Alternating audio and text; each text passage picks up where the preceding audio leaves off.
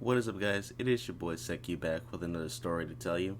This story comes from RPG Horror Stories, posted by user Squawkatalk. DM wants to bang a player, who is also a problem. To preface this, I also am a woman who prefers women. This is my first woman DM, and out of the 4 years I've been playing D&D, I've only ever had male DMs. Every one of them has had weird sexual hangups, and the games I DM'd had a that guy who made my life miserable. That's another story and not why I'm mad right now. So when I first found a woman DM, I thought for sure my problems were over. I was so wrong. Alice is a great DM, for the most part, and no, this isn't her real name.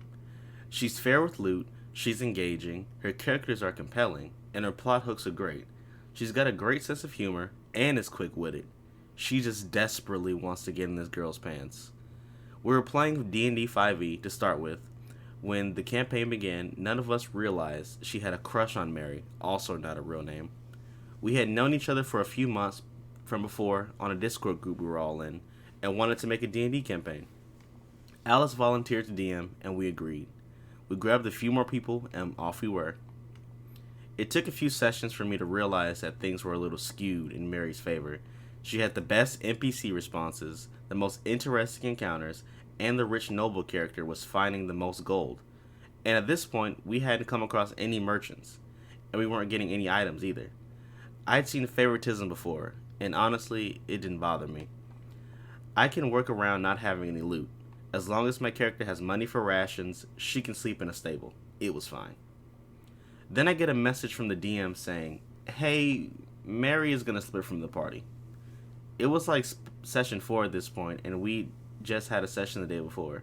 I said cool and found out from another player that they were gonna have private sessions every night for like 2 weeks, skipping our regular game night until this was resolved.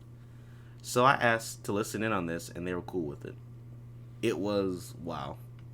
Mary's character was hit on by nearly every male NPC and a few lady NPCs. There was action, romance, a forced marriage, yes, forced by magic, and suddenly the PC had found a man who would never desert her, loved her for all she was, a passionate man who yielded to her desires, etc. I have to admit, I was very excited for my character's arc. I have never had a DM pay this much attention to me before, and was excited at the prospect of having my character thought of so much. Nope. I asked who was going to get a solo session next, and Alice said, "Oh, I won't be doing that with everyone else. It would be weird." I was confused, so I asked what she meant by weird. She confessed they were role playing the smut parts when their verbal sessions were over, and she didn't want to do that with anyone else. It was then that it dawned on me that Alice had a thing for Mary. I'll admit, I was pretty upset. I felt slighted, but after a talk with my partner, I realized that in the end, it's just a game. And if both parties are willing, it was fine. As long as things didn't start getting unfair. Things started getting unfair.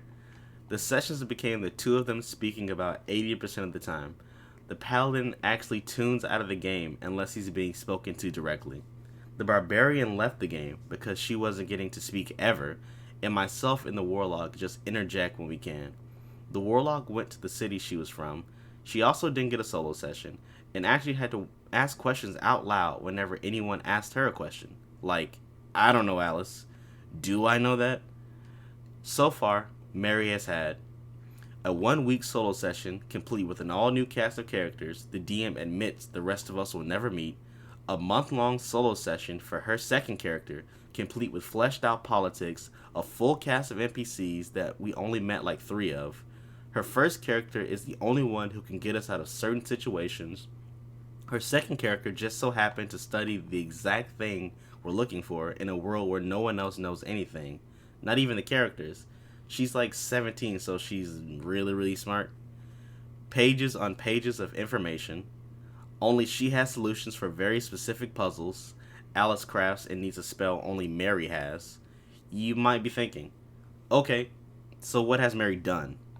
Well, we were in a city full of creatures none of us knew about, not even the paladin, who was from the area, but he was the only one who could speak Infernal, so he was our translator.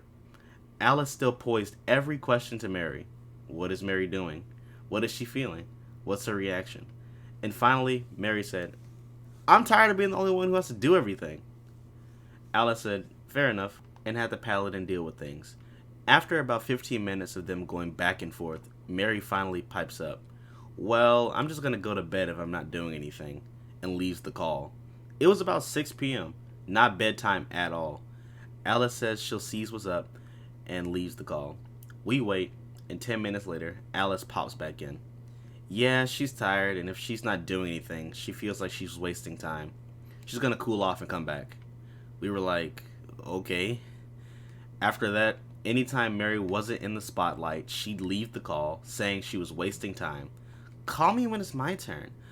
The rest of us were pretty darn patient when it came to her and Alice, so this infuriates me. It's an ongoing thing. Anytime Alice tries to deviate from her, she throws a tantrum for wasting her time, and Alice has to go and get her. This isn't even mentioning the weird comments they make towards one another during the game. Alice has tried to get Mary to be her little, and Mary isn't interested in that. She's got a boyfriend.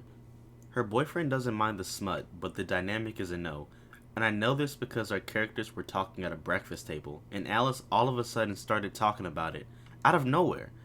Mary said, can we talk about this afterwards? Our characters were talking. Alice says, oh, right. And they went back to the two of them RPing.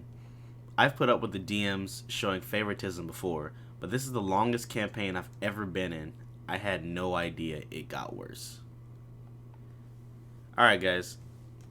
I understand having a crush. OP is trying her hardest to, make this girl love her, but it's kind of a fool's errand at this point, and it's kind of sad, honestly, and not fair to the other players. And like Wiseman said before me, no D&D is better than bad D&D. But judging by OP's last sentence, I guess she stayed around longer than she should have, and it makes me think that we haven't heard the last from OP, so I'll keep on the lookout for that.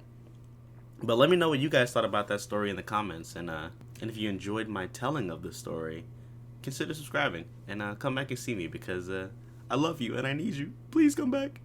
But anyways, seriously, you guys have a good one, and see you later. Love you. Bye.